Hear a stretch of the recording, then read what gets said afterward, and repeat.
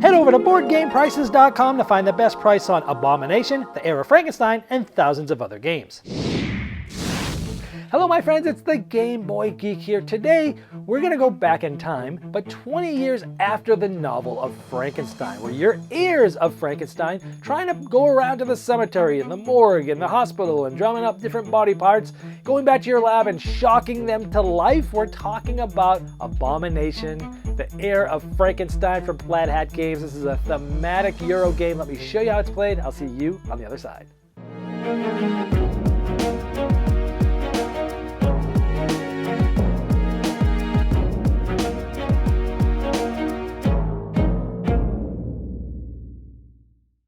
Each player is going to get a character with a special ability and a scientist with a couple of assistants to use throughout the game. And over the course of the game, you're going to be trying to build a monster, sometimes without skin, and over the course of the game, you'll be able to actually put skin on it, and then finally you'll be able to shock it to life. Over the course of the game, players are going to be managing their own humanity, reputation, and expertise. Expertise is how you're able to build different body parts of the monster. For example, to build an arm, you need an expertise of 3. So once this gets up to here, you'll be able to do that. You'll be going out into the scene of Paris, and you're going to be trying to gather different items to be able to create this. Like this one needs 3 of the muscles, 2 organs, and 3 bones. And those are going to be represented by cubes that you'll be getting from different bodies out in the town that I'll show you in just a bit. And the more fresh the body, the higher it is in this on this left side here in the lower number. And as things decompose, they'll be going left and left till you finally can't use it anymore. But here we have enough of this, so you could actually, because we have the expertise, on your turn, everyone will be doing this simultaneously at a certain part during the turn, but you'll be spending these cubes and you'll be putting them back in the supply, and you'll be getting a certain amount of points depending on what the lowest or the most decomposed part was. So here we can spend these 3, these 2, and these 3. So we got these 3, these 2, and these 3, and because the lowest one we took was a level 2, we would still get 4 points. But if any of them were in these level 3 and 4, we would get 2 points instead. And there's other parts that you were able to get. Orange parts are animal parts. They're easier to get, but if you use any animals, you'll take that score and minus it by 1 because you get less points. But when you build the arm, you'll take an arm and you'll place it there. Now you can build in any way you want. You could do the head, the torso, the arms, but once you have an arm that doesn't have skin on the other side of this, you'll need some more experience. So you'll need to maybe be up at an experience level of 7 to put some skin on the arm. You'd need to spend all of that. Now the red is blood. And so you need to spend all of the things you see here in order to flip this over and be an arm with skin, and then eventually you'll be trying to shock it into life. Now in other areas, as you go up in humanity, you're going to be able to get a certain amount of points at the end of the game if you've passed that. It's also going to help you move up on reputation, which as you go up, not only will you get points at the end of the game, but you'll also be able to get more workers, assistants and scientists and such.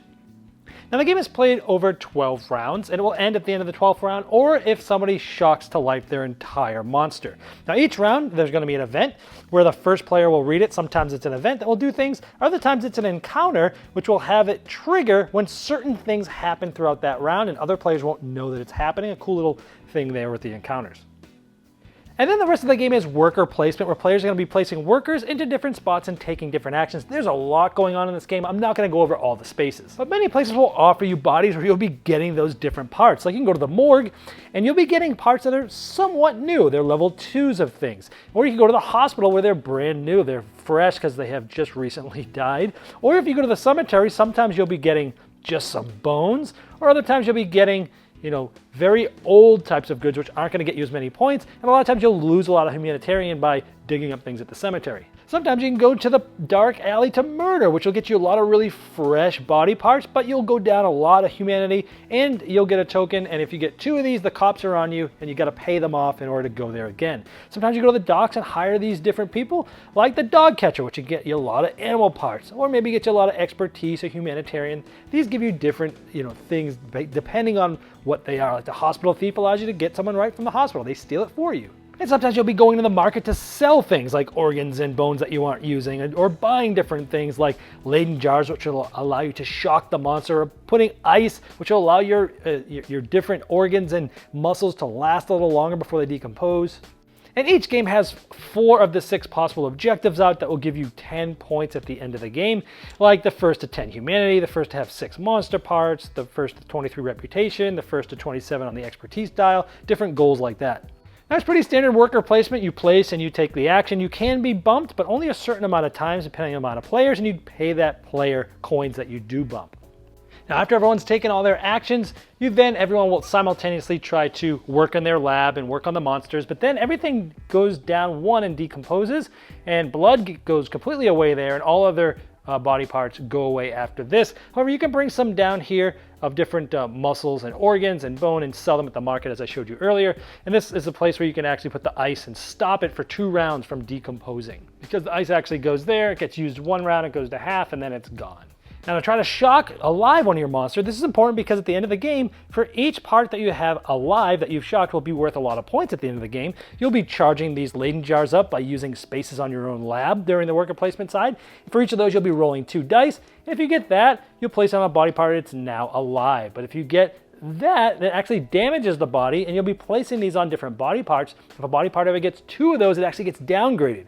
Meaning if it was skin, it would go to non-skin, and if it was non-skin, it would go away. You'd have to rebuild it again later. Sometimes you'll actually lose some humanitarian as well. Now at the Academy, one of the spots, I didn't show you this, but there's many cards, and cards will help you actually mitigate a lot of the different dice rolls in this as well. And the higher your expertise, you'll be able to trade in the worst dice for better dice, which has better successes on there. Now in a nutshell, that's the game. There's a lot more going on that I didn't cover all the details, but you're gathering goods, using them, trying to use them as fresh as possible to get the most points, to build different parts of the monster, to make them alive, and scoring even more points, and then scoring points by moving up the different tracks.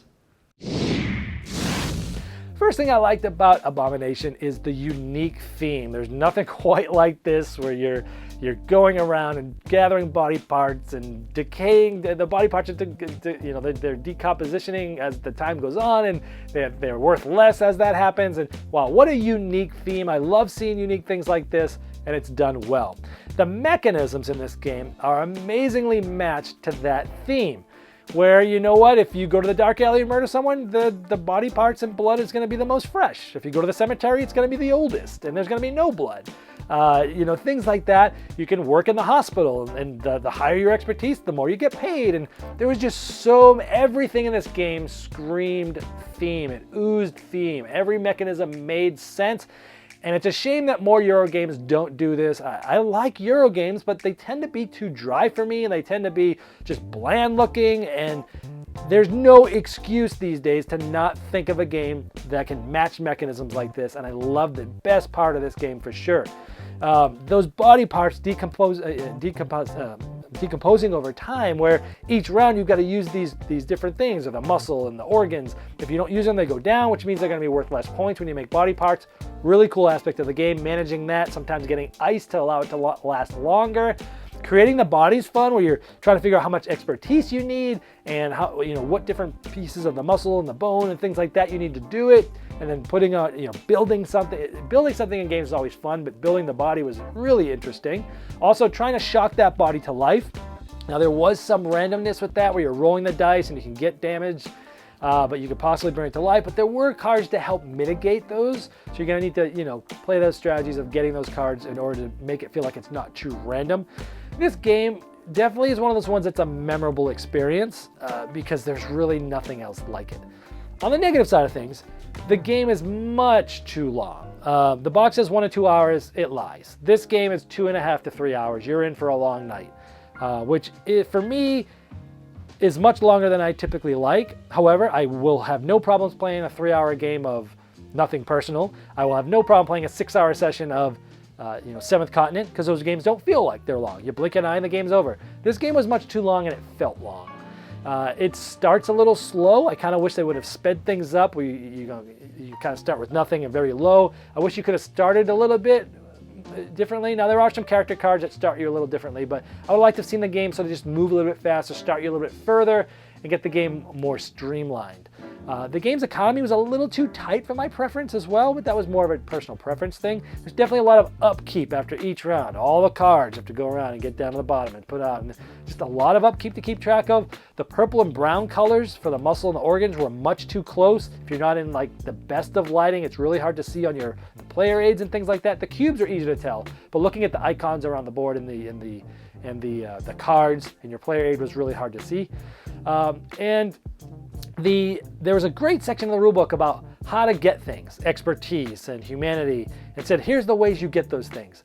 And it was really good, but they really should have had a player aid right in front of you for that. Everyone just ended up taking a picture on their phone and constantly, looking at that. Now, after you play the game a bunch of times, you'll probably remember, but there is quite a lot going on in this game. It's a little hard to remember. So overall, what I think about the game, it's one of those games that's really unique. It was fun. It was interesting, it was memorable, but at the same time, there was a lot of negatives there too. So if you're looking for a very big Euro game that's gonna take upwards of 2.5 to 3 hours, you don't mind being in for a long haul, and you don't mind a little bit of the shortcomings of the game and things that probably aren't as streamlined as some other games, that's definitely gonna be one you wanna check out because the theming in this game is so cool. For me, it was a very cool experience. And if those other things were sort of fixed, it was shorter, if it was more streamlined and things like that, this would have been one of my favorite Euros of the year, I'm sure. But it just had those little bit shortcomings for me personally. But hopefully you will know now whether this game is possibly for you or not. Definitely would try it before you buy it.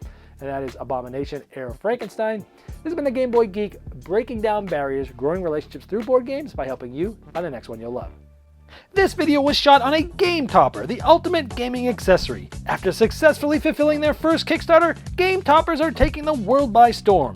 Now you can get your own portable gaming top by participating in Game Topper's Kickstarter 2.0 starting June 25th, 2019. New styles, new sizes, and amazing new game mats. Go to GameToppersLLC.com to enter a full Game Topper system valued over $1,000 to also bring you to the Kickstarter project page and to late pledge.